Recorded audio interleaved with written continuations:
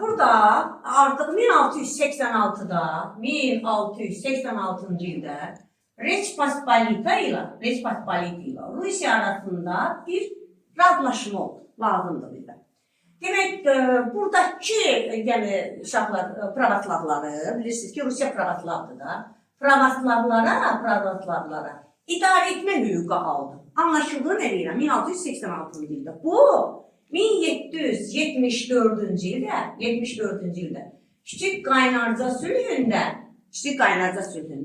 Rusiya Osmanlıların daxilində yaşayan pravoslavlara hüquq aldı, idarə etmə hüququ aldı. O deməkdir ki, Rusiya artıq Osmanlıların daxilində, yəni öz idarəçiliyi, pravoslav da olsa, yəni az da olsa, yəni artıq Osmanlıların daxilində hüququ çatır. Anlaşıldı. Buraları hələ saxlayırıq. Demək uşaqlar, böyük elçilik başladı ki, əsasən Osmanlı, demək ki, Rusiya Osmanlıya qarşı başladı müttəfiq axtarmağa. Lakin heç kəs razılaşmadı. Yəni, böyük bir 3 tane əhatə edən Osmanlı dövləti, demək ki, heç kəs müharibə aparmaq istəmirdi Osmanlı dövləti ilə. Və ona görə də uşaqlar o Baltiyanı ərazilərə qarşı, İsveçə qarşı apardı ki, Danimarkadır,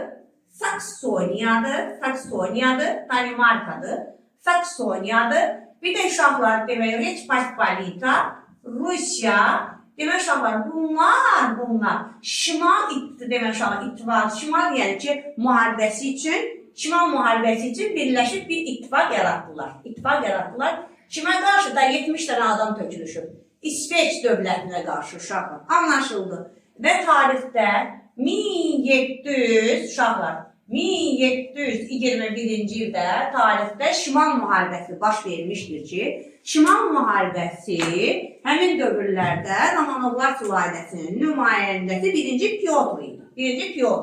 1-ci Pyotr uşaqlar qalibiyyətlə başa çatdırdı. Bunu demək 1709-cu ildə Poltava döyüşü idi. 1709-cu ildə Poltava döyüşüdür ki, Poltava döyüşü uşaqlar,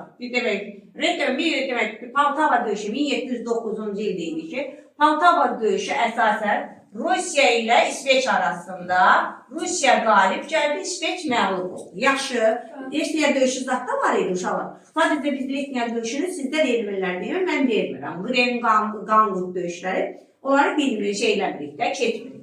1721-ci ildə lazımdır bizə, 1721-ci ildə. Rusiyada imperator hakimiyyəti uşaqlar təsdiq olundu. Yəni Rusiya imperiya çevrildi 1721-ci ildə. Anladınız uşaqlar? Demək deyir ki, 17-ci əsrin sonunda demək Rusiya Azov uğrunda uşaqlar mübarizə apardı Osmanlı ilə. Lakin deyir ki, öz istəyinə nail ola bilmədi. İndi onu saxla.